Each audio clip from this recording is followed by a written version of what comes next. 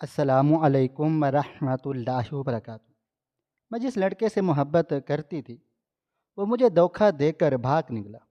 مجھے معلوم ہوا کہ میں ماں بننے والی ہوں۔ میرا باپ ایک غیرت مند پٹھان تھا۔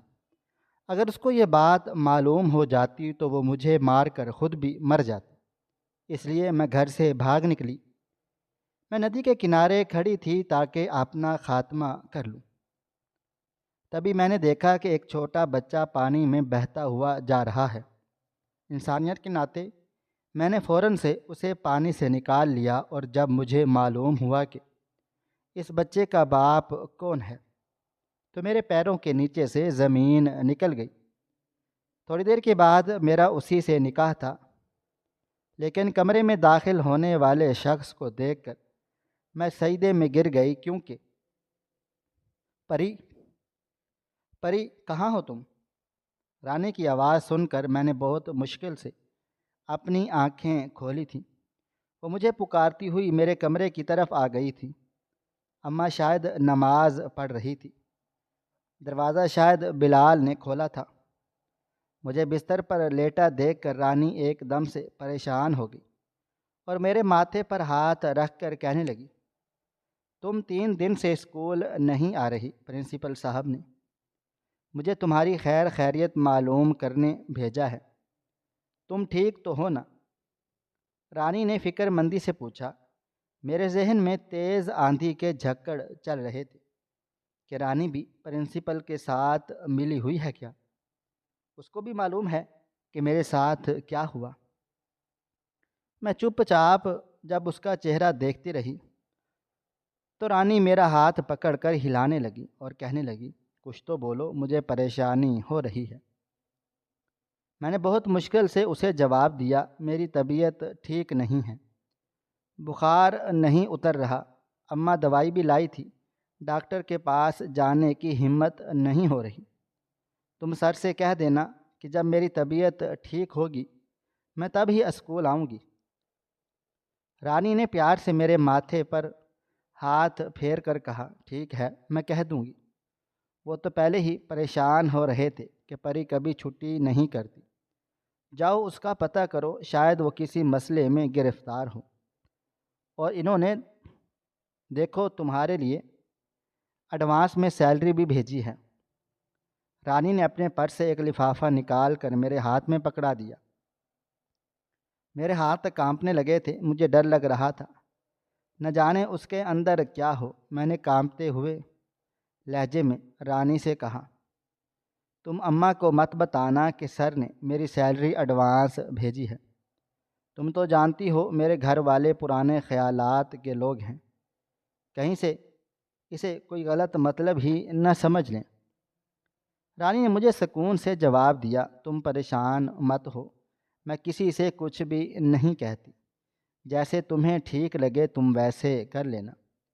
جب ہی باہر سے اماں آتی دکھائی دی تو رانی نے جلدی سے اٹھ کر انہیں سلام کیا۔ اماں نے بڑے پیار سے اس کے سر پر ہاتھ رکھ کر سلام کا جواب دیا۔ اماں نے جلدی جلدی رانی کے لیے کھانا لگا دیا، وہ انکار ہی کرتی رہ گئی۔ یہ اس شہر میں میری واحد دوست تھی، اس لیے اماں کو بھی اس سے بے حد لگاؤ ہو گیا تھا۔ رانی بھی اسکول سے واپسی پر سیدھا میرے گھر چلی آئی تھی، اس لیے اس نے بھی پیٹ بھر کر کھانا کھا لیا۔ اماں نے مجھ کو بھی سہارا دے کر بٹھایا، اور میں بھی 2-4 نوالے کھچڑی کے لے چکی تھی۔ کھانا کھا کر رانی نے ٹائم دیکھا تو 3:30 بج رہے تھے۔ رانی اماں سے اجازت لے کر مجھ سے مل کر اپنے گھر کو روانہ ہو گئی۔ اماں نے مجھے دوائی دی اور میں نے اماں سے کہا کہ اماں مجھے نیند آ رہی ہے، تو اماں دروازہ بند کر کے باہر چلی گئی۔ میں نے ڈرتے ڈرتے تکیے کے نیچے سے لفافہ نکالا اور اسے کھول کر دیکھنے لگی تو اچانک ڈھیر سارے پیسے دیکھ کر میری آنکھیں کھلی کی کھلی رہ گئیں۔ انہی پیسوں کے درمیان سے ایک چھوٹی سی پرچی نکل کر گری۔ میں نے فوراً اس پرچی کو کھول کر دیکھا۔ میری جان، تمہاری جدائی ایک دن کے لیے بھی برداشت نہیں ہو رہی۔ جیسے ہی تمہیں میرا یہ پیغام ملے جلدی سے واپس سکول پہنچ جاؤ۔ ورنہ تم تو جانتی ہو کہ تمہارے اور میرے پیار کے لمحات میرے پاس محفوظ ہیں۔ یہ پیغام پڑھ کر میرے ہاتھ کانپنے لگے۔ اس شخص نے مجھے صاف اور واضح انداز میں دھمکی دی تھی۔ پرچی کی دوسری طرف ایک نمبر لکھا تھا اور نیچے لکھا تھا، پیغام مل جائے تو اس نمبر پر فون کر لینا۔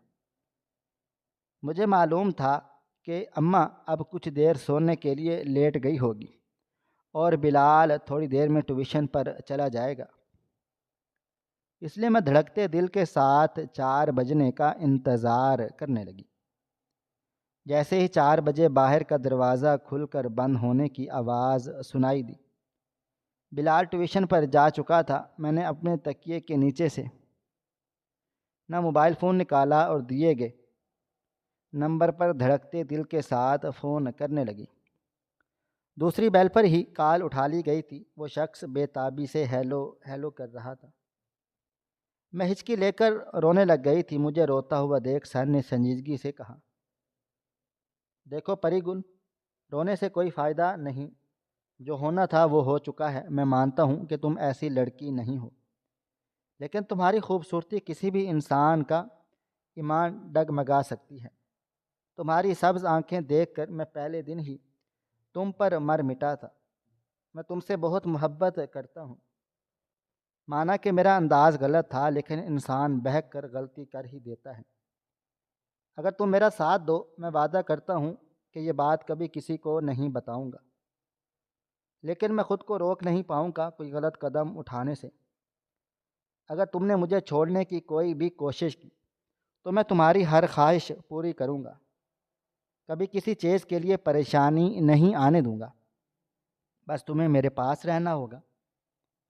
میں نے روتے ہوئے کہا، سر ہم غیرت مند پٹھان لوگ ہیں، اگر میرے گھر میں سے کسی کو بھی یہ معلوم ہو گیا کہ آپ نے میری عزت خراب کی ہے تو وہ آپ کو اور مجھے دونوں کو مار ڈالیں گے۔ میرے بابا جان ایک قبائلی ہیں، انہیں اپنی عزت اپنی جان سے بھی زیادہ پیاری ہے۔ ہم لوگ غریب ضرور ہیں، لیکن سر میں ایسی لڑکی نہیں ہوں۔ میں مر جاؤں گی مگر ایسی زندگی نہیں گزار پاؤں گی۔ پلیز سر، خدا کے لیے مجھ پر رحم کریں۔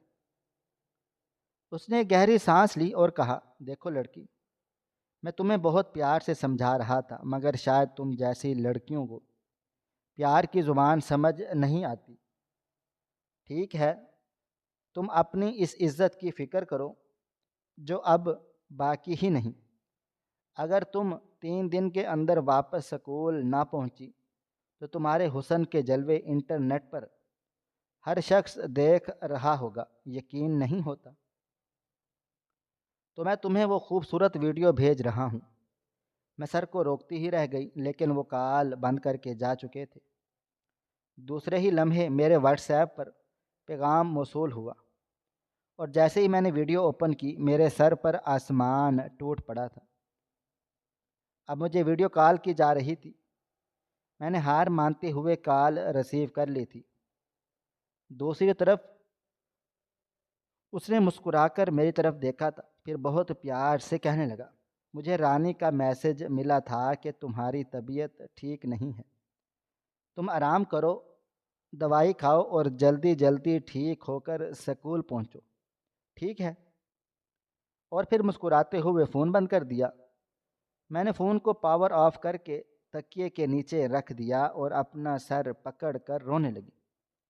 کاش ہم لوگ اس شہر میں آئے ہی نہ ہوتے، کاش میں دوسری لڑکیوں کی طرح ان پڑھ رہ جاتی، کاش میں نے اس سکول میں نوکری کی غلطی ہی نہ کی ہوتی، کاش میں نے اس کے خوبصورت چہرے کو دیکھ کر اس کی چکنی چوپڑی باتوں پر اعتبار ہی نہ کیا ہوتا۔ مجھے کیا معلوم تھا کہ اس کے محبت بھرے وعدے جھوٹے نکلیں گے، اور وہ محبت کے نام پر صرف اور صرف میرا فائدہ اٹھانا چاہتا تھا۔ میں بے اختیار رو رہی تھی، لیکن اب تو کچھ بھی نہیں ہو سکتا تھا۔ بہتری اسی میں تھی کہ میں اس کے اشاروں پر چلوں۔ اب تو مجھے رانی پر بھی شک ہونے لگا تھا، ہو سکتا ہے کہ اس نے جان بوجھ کر ہی مجھ سے دوستی کر کے مجھے ایسے اسکول میں نوکری دلوائی اور جان بوجھ کر ہی میرے گھر میں بھی اپنی جگہ بنوا لی۔ تاکہ میں ان لوگوں سے بچ نہ سکوں۔ میرے دل میں اس کے لیے بھی غم و غصہ ابھرنے لگا تھا۔ پھر اچانک میرے ذہن میں خیال اٹھا کہ رانی بھی ٹھیک ٹھاک خوبصورت ہے، ہو سکتا ہے کہ وہ بھی اس جیسے بھیڑیے کا شکار ہو چکی ہوں، اور اسی مجبوری میں وہ بلیک میل ہو کر پچھلے 4 سال سے اس جگہ نوکری کر رہی ہو۔ کچھ بھی ہو سکتا تھا۔ 3 روز کے بعد میں اسکول پہنچی تو سر نے سب کے سامنے مجھے آفس میں بلا لیا۔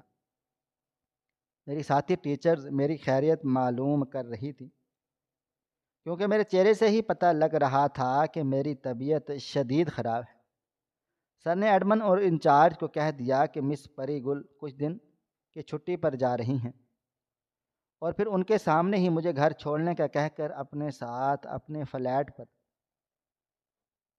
لے کر پہنچ گئے تھے۔ میں مکمل طور پر ان کے سامنے ہار مان چکی تھی۔ میں نے اس شخص کو اس محبت کے واسطے دیے جس کا دعویٰ کر کے اس نے میرا اعتماد حاصل کیا تھا، اور پھر دھوکے سے میری زندگی برباد کر دی تھی۔ لیکن اس شخص پر کوئی بھی اثر نہیں ہو رہا تھا۔ مجھے اندازہ تھا کہ اب یہ سلسلہ یوں ہی چلنا ہے تھا۔ اب بظاہر گھر والوں کی نظر میں اسکول میں پڑھانے جاتی تھی، لیکن کبھی میں مستقل ان کے فلیٹ پر ہوتی اور کبھی کسی اور جگہ۔ وہ شخص بڑے فخر سے کہتا تھا کہ اس نے کبھی کسی لڑکی کو اتنے روز اپنے قریب نہیں رکھا، لیکن اسے میرے ساتھ سکون محسوس ہوتا ہے، اور یہ بات میری خوش قسمتی سمجھی جائے۔ میں نے اس کی منت سماجت کرنی شروع کر دی کہ وہ مجھ سے نکاح کر لے، لیکن اس نے ایسا نہ کیا۔ اب مجھے معلوم ہوا کہ رانی بھی اس کا شکار ہو چکی ہے، اور اب میرے جیسی معصوم لڑکیوں کو گھیر کر دوستی کے جال میں پھنسا کر پہلے اسکول میں جاب دلواتی ہے، اور پھر لڑکیوں کے ساتھ یہی سب کچھ ہوتا ہے۔ اسی طرح 4 ماہ گزر گئے۔ پچھلے کئی روز سے میری طبیعت خراب ہو رہی تھی۔ کافی روز ہو گئے تھے اس نے مجھے فلیٹ پر نہیں بلایا تھا، اور اب میں اسکول باقاعدگی سے جا رہی تھی۔ اچانک بریک ٹائم میری طبیعت خراب ہوئی اور مجھے بری طرح سے الٹیاں شروع ہو گئیں۔ میری ساتھی ٹیچر نے مجھے سنبھالا اور پرنسپل کے آفس میں لے جا کر بٹھا دیا۔ وہ کچھ روز سے اسکول میں تھوڑا ہی وقت گزار رہا تھا۔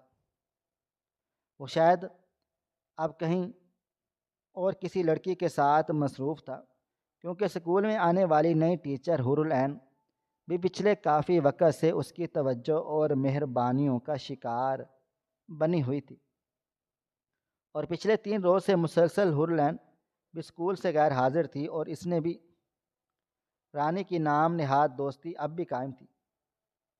اور وہ فوراً پرنسپل کے آفس میں پہنچی اور مجھ سے ایک ایسا سوال کیا جسے سن کر میں نے خوفزدہ نظروں سے اس کی طرف دیکھا تھا۔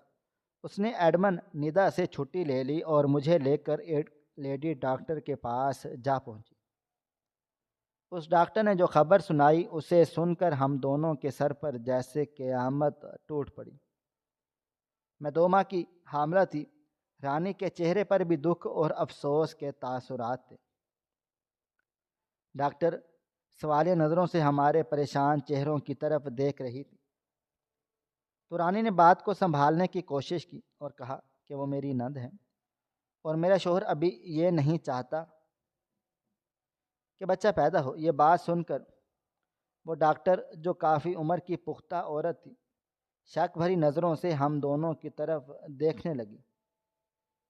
رانی نے دبے الفاظ میں اسے مدد کی درخواست کر ڈالی، تو اس نے میں فوراً سے کلینک سے نکل جانے کا کہا۔ اس کے چبھتے ہوئے الفاظ میرے کانوں میں جیسے سیسا انڈیر رہے تھے۔ وہ ڈاکٹر کہنے لگی کہ جب اپنے ماں باپ کی عزت کو پیروں میں رونتی ہو، اس وقت یہ خوف نہیں ہوتا کہ ماں باپ کی عزت کی نیلامی کر رہی ہوں، اور پھر تمہیں ڈر لگنے لگتا ہے۔ میں ایسا کام نہیں کرتی۔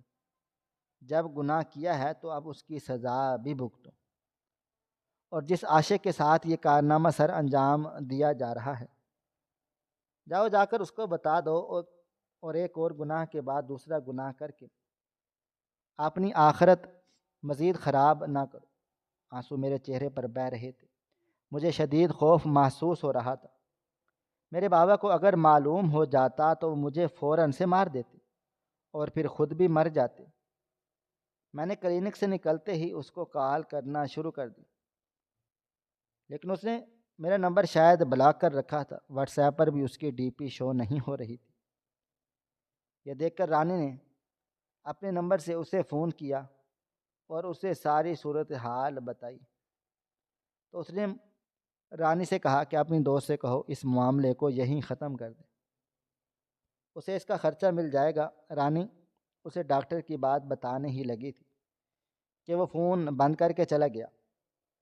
اب وہ بھی رانی کی کال نہیں اٹھا رہا تھا۔ ہم دونوں اسکول جانے کی بجائے رانی کے گھر چلے گئے تھے۔ یہاں پہنچ کر معلوم ہوا کہ رانی بالکل اکیلی رہتی ہے، کیونکہ اس کے ماں باپ کا انتقال ہو چکا ہے اور بھائی بھابھی نے اسے گھر سے بھی نکال دیا ہے۔ میں نے رانی سے شکوہ کیا کہ جب وہ خود اس کا شکار ہو چکی تھی تو اس نے ایک لڑکی ہو کر مجھے اس گہری دلدل میں کیوں گھسیٹا؟ تو وہ بے اختیار ہو کر رونے لگ گئی۔ اس نے مجھے بتایا کہ اس کی بوڑھی ماں بیمار تھی۔ جب وہ بھائیوں کی طرف دیکھتی تو بھائی ہر چیز سے لا تعلق ہو چکے تھے۔ مجبوری تھی، میں اپنی ماں کی دوائیوں کا خرچ اٹھانے کے لیے اسکول کے پہنچی، جو کافی بڑا اور مشہور اسکول ہے۔ اس نے اپنی مجبوری بتا کر نوکری کی درخواست کی تو اس نے فوراً سے میٹرک کلاس کے لیے نوکری پر رکھ لیا گیا۔ وہ وقتاً فوقتاً اسے بھائی رقم دیتا اور کہتا کہ وہ سب خدا ترسی کے لیے کر رہا ہے۔ ایک روز اس نے اسے کہا کہ اسے اسکول مینجمنٹ کے لیے ایک تجربے کار اور مخلص ٹیچر کی ضرورت ہے، اور اس طرح اس سے اس کا اعتماد حاصل کر لیا، اور اگلے روز وہ اسکول کی دوسری بلڈنگ دکھانے کے بہانے رانی کو لے کر اپنے فلیٹ پر پہنچ گیا۔ اور پھر رانی کے ساتھ بھی وہی سب کچھ ہوا۔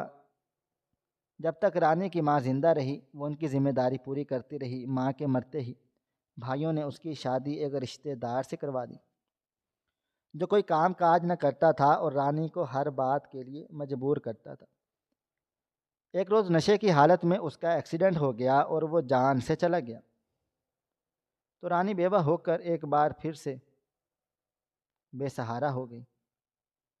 تو اس نے اس کا خرچ اٹھایا اور کوئی بھی بھائی اسے لینے کے لیے نہیں آیا۔ تب سے اکیلی وہ اس گھر میں رہتی ہے اور اپنے اخراجات پورے کرنے کے لیے اس کی بات کو مان لیتی ہے۔ میں چھٹی کے وقت اپنے گھر واپس لوٹ گئی۔ میری کوشش تھی کہ میرے گھر والوں کو میری طبیعت کی خرابی کے بارے میں معلوم نہ ہو۔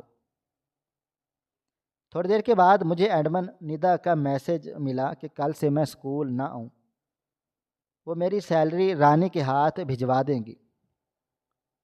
میں اکیلی اپنے کمرے میں بیٹھی اپنی قسمت پر رو رہی تھی۔ اسی وقت مجھے باہر بابا جان کے بولنے کی آواز سنائی دی۔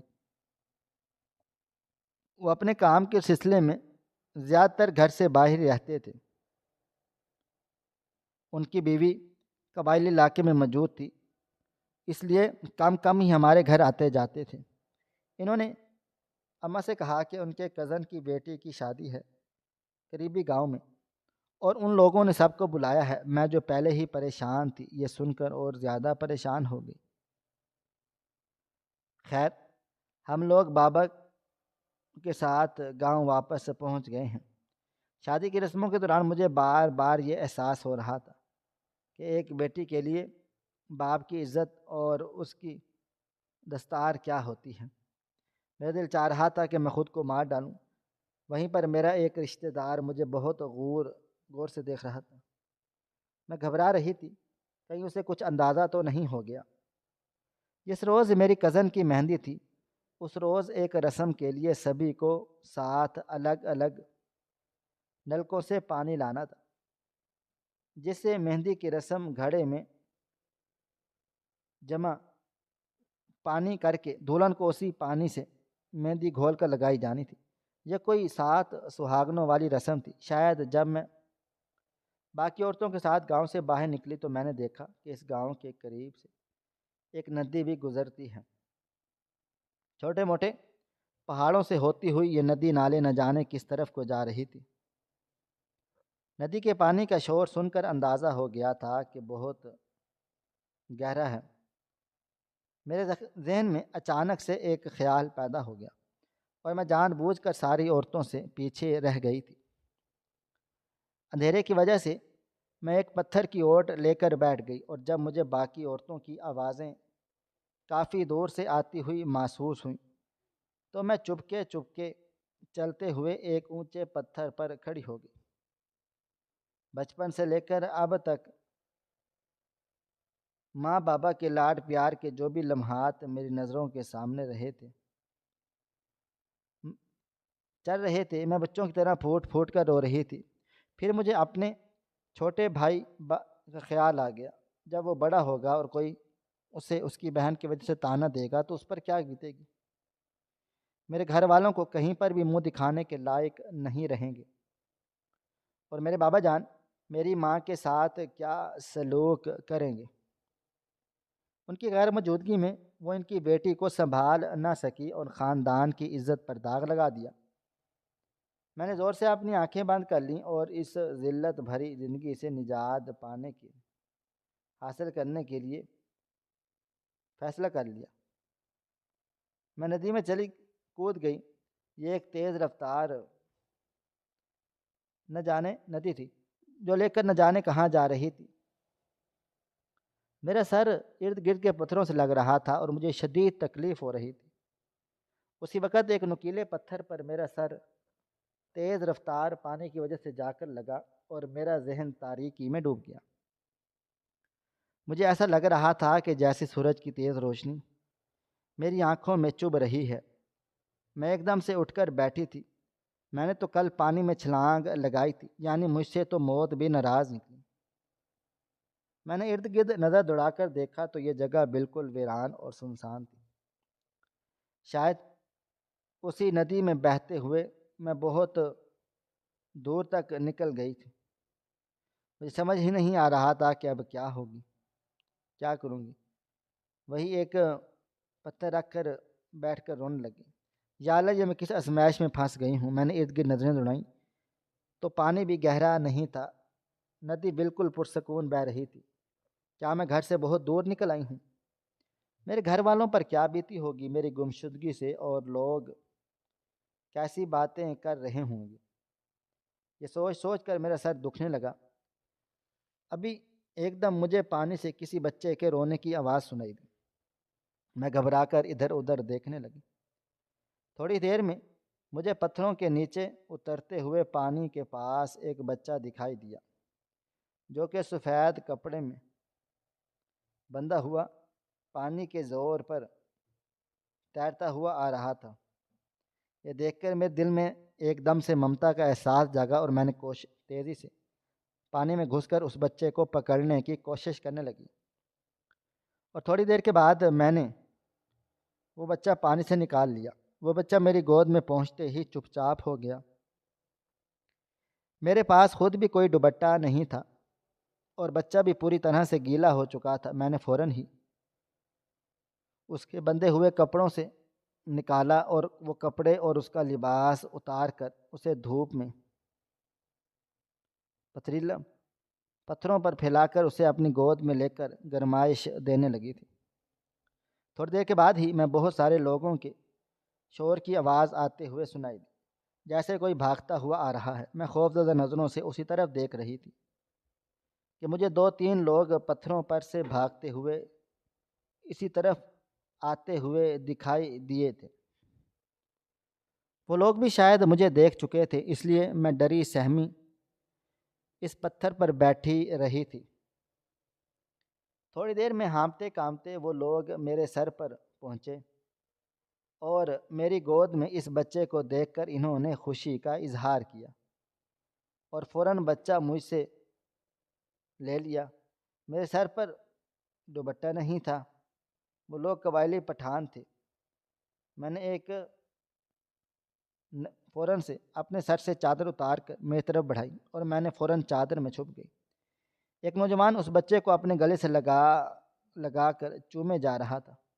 میں اس کے بچے کے کپڑوں کی طرف اشارہ کیا جو پتھر پر تقریباً سوکھ چکے تھے، اور اس نوجوان نے لپک کر وہ کپڑے اٹھا کر بچے کو پہنا دیے۔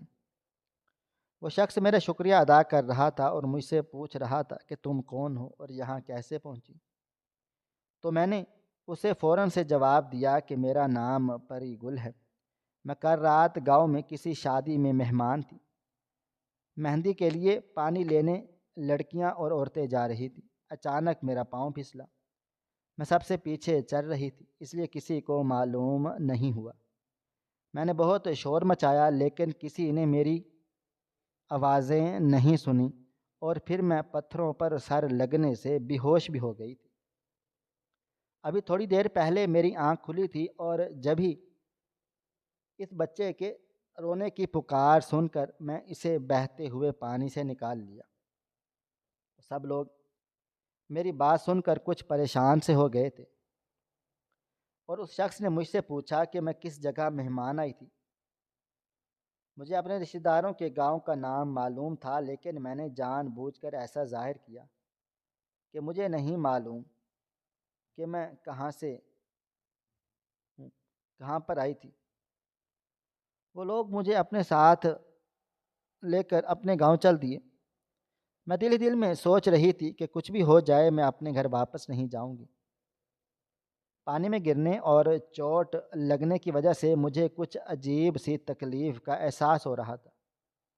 میں اس بات سے قطعاً انجان تھی کہ میرے ساتھ کیا ہو رہا ہے۔ ان میں سے کسی کو بھی کی نظر مجھ پر پڑ گئی اور وہ مجھے سب چھوڑ کر آگے کو بڑھ گئے تھے لوگ۔ صرف وہ نوجوان جس کے پاس بچہ تھا وہ میرے ساتھ چلتا رہا۔ میں خود اپنی حالت دیکھ کر شرمندہ ہو رہی تھی۔ تکلیف سے زیادہ شرمندگی کا احساس مجھے رلا رہا تھا۔ ہم ان کے گاؤں جا پہنچے تو وہ شخص فوراً مجھے اپنے گھر لے گیا، جہاں پر اس کی ایک چھوٹی بہن اور اندھی ماں موجود تھی۔ اس شخص نے مجھے کہا کہ میری ماں گاؤں کی عورتوں کا علاج کرتی ہے، تمہیں بھی اس وقت جس مدد کی بھی ضرورت ہو تو ماں سے کہہ سکتی ہو۔ میں یہ سن کر اور بھی زیادہ گھبرا گئی تھی، لیکن پھر میں نے اپنے دل میں ایک حل سوچا اور مطمئن ہو گئی۔ جب اس شخص کی ماں اندھی ہے تو اسے کیا معلوم ہوگا؟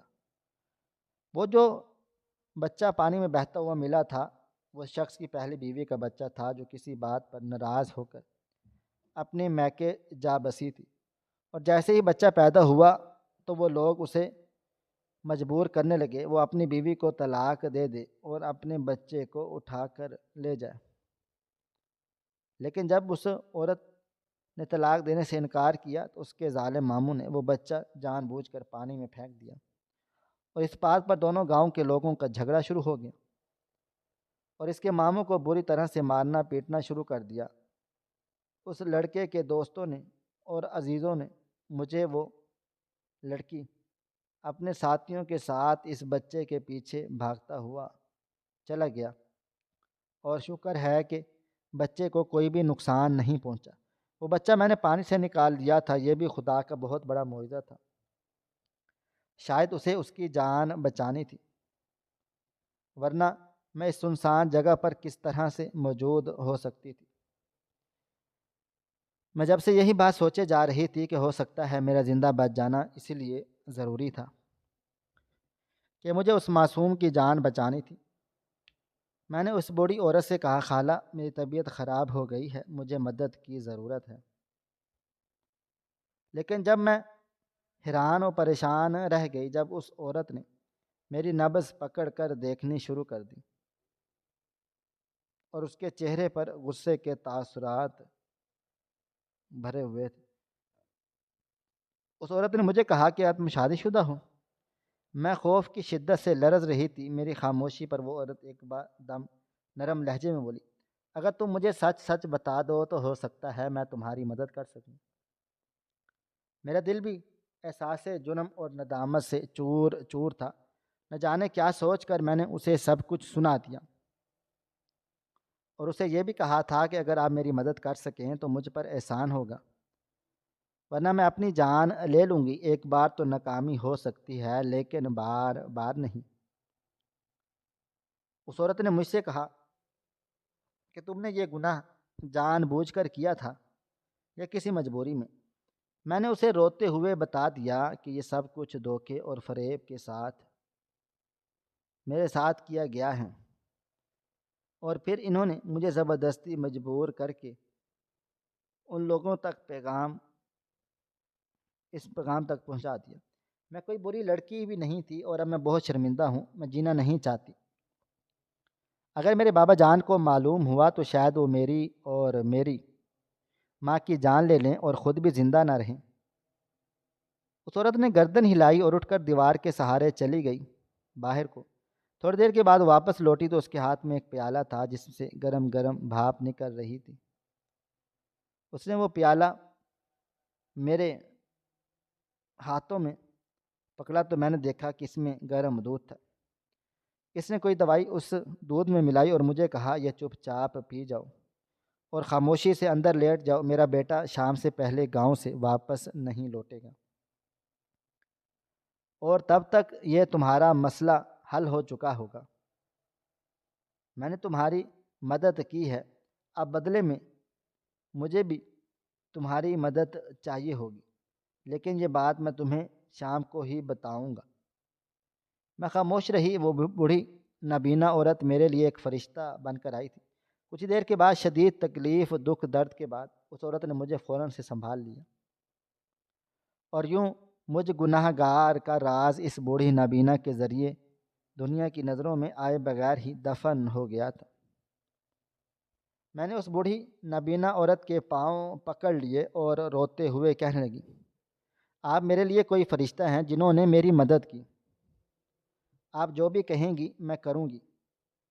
تو اس عورت نے نرمی اور ہمدردی سے میرے سر پر ہاتھ رکھ کر مجھے حوصلہ دیا اور چپ چاپ باہر چلی گئی۔ میں پورے 10 روز ان لوگوں کی مہمان رہی تھی، اور اس بوڑھی عورت نے مجھے کچھ بھی نہ کہا تھا، بلکہ اس شخص کا نام نور خان تھا اور وہ ایک خوبصورت پٹھان نوجوان تھا۔ دراصل اس کی بیوی یہ چاہتی تھی کہ اس کی چھوٹی بہن، جس کی عمر ابھی صرف 13 سال تھی، اس کی شادی اس کے سالے حیات خان سے کر دی جائے، جو عمر میں لگ بھگ 35 سال کا تھا، اور یہ بات شادی سے پہلے طے نہیں کی گئی تھی، اور اب وہ لوگ جان بوجھ کر انہیں بلیک میل کر رہے تھے۔ اور کل خان اپنی بہن زرینہ کا رشتہ حیات خان سے کرنے کے لیے تیار بھی نہیں تھا، کیونکہ دونوں گھروں کے ماحول میں زمین آسمان کا فرق تھا، اور زرینہ کی عمر بھی بہت زیادہ کم تھی، اور بس اسی بات پر اسے کا سسرال بلیک میل کر رہا تھا۔ نور خان نے اپنی بیوی ماریہ کو طلاق دے دی۔ اس کا بچہ اس کی بوڑھی ماں سنبھال رہی تھی، اور میں نہ چاہتے ہوئے بھی اس بچے کے سارے کام کاج خود کر رہی تھی۔ یہ بچہ ہی مجھے دوسری زندگی دے کر گیا تھا۔ نور خان بار بار مجھے اس گاؤں کے بارے میں پوچھ گچھ کر رہا تھا۔ اس کی ماں کے مشورے پر ہی میں نے اسے اپنے باپ کا نام اور اپنے رشتہ دار کا نام بتا دیا تھا۔ ایک روز شام کے وقت میں نے زرینہ کے ساتھ بیٹھی کھانا کھا رہی تھی کہ نور خان آیا۔ اس نے خوشی خوشی اپنی ماں کو بتا دیا کہ پری گل کے والد اور رشتہ دار مل گئے ہیں۔ یہ سنتے ہی میرے ہاتھ پاؤں کچھ ٹھنڈے ہو گئے تھے، لیکن جب لوگ وہ سامنے آئے تو میرے بابا جان نے جتنی محبت سے مجھے گلے سے لگایا تھا، میرے سارے ڈر خوف ختم ہو گئے تھے۔ نور خان کی ماں نے بہت احسن طریقے سے میرے والد کو بتا دیا کہ کیسے مہندی کی رسم کے دوران میں پاؤں پھسل کر گر پڑا تھا اور سر پر چوٹ لگنے سے بے ہوش ہو گئے۔ یہ تو اللہ تعالیٰ کا احسان تھا کہ پانی کے بہاؤ میں بہہ کر بھی مجھے کچھ بھی نہ ہوا۔ اور پھر انہوں نے اپنے پوتے کے واقعے کے بارے میں بھی بابا جان کو بتا دیا۔ بابا جان نے ان کا بہت شکریہ ادا کیا۔ وہ مجھے لے کر اپنے ساتھ گھر چل دیے۔ چند دن کے بعد ہی بابا جان نے بتایا کہ وہ میرا نکاح کر رہے ہیں۔ میں چپ چاپ سر جھکا دیا۔ میں شادی کے بعد رخصت ہو کر اسی شہر میں ایک مکان میں جا اتری۔ میں نے اب تک اپنے شوہر کا چہرہ نہیں دیکھا تھا۔ نور خان کا نام سن کر میں کچھ دیر حیران و پریشان رہ گئی تھی کہ یہ کون ہے، اور پھر میرے کمرے میں داخل ہونے والے شخص کو دیکھ کر میں سجدے میں گر گئی۔ نور خان اپنا بچہ لا کر میری گود میں رکھ دیا تھا۔ میری آنکھیں تشکر کے ساتھ بھیگ گئیں۔ اس بوڑھی عورت نے میری زندگی بدل کر رکھ ڈالی تھی۔ چند دن کے بعد گاؤں سے زرینہ اور اس کی ماں بھی شہر چلے آئے تھے، اور میرے بابا نے نور خان کو اسی روز میرے لیے پسند کر لیا اور خود ہی اس شہر میں لکڑی کا کاروبار کروا دیا تھا، کام شروع کروا دیا، اور وہ بھی اپنی ماں کے سمجھانے سے شہر چلا آیا تھا۔ اس بات کو کئی سال کا عرصہ گزر چکا ہے۔ میرے 2 بچے اور بھی ہیں، لیکن بڑے بیٹے فیروز خان کو میں نے اپنی جان سے بھی زیادہ پیار کرتی ہوں، کیونکہ اسی معصوم کی وجہ سے مجھے دوسری بار زندگی ملی تھی۔ ناظرین، آپ کو ہماری آج کی کہانی کیسی لگی؟ کمنٹ باکس میں اپنی رائے کا اظہار ضرور کریں۔ مزید اس طرح کی سبق آموز کہانیاں سننے کے لیے ہماری ویڈیوز کو لائک کریں، شیئر کریں، اور ہمارے چینل SF سٹوریز کو ضرور سبسکرائب کر لیں۔ ملتے ہیں کل ایک نئی اور دلچسپ کہانی کے ساتھ، تب تک اپنا ڈھیر سارا خیال رکھیے گا۔ اللہ حافظ۔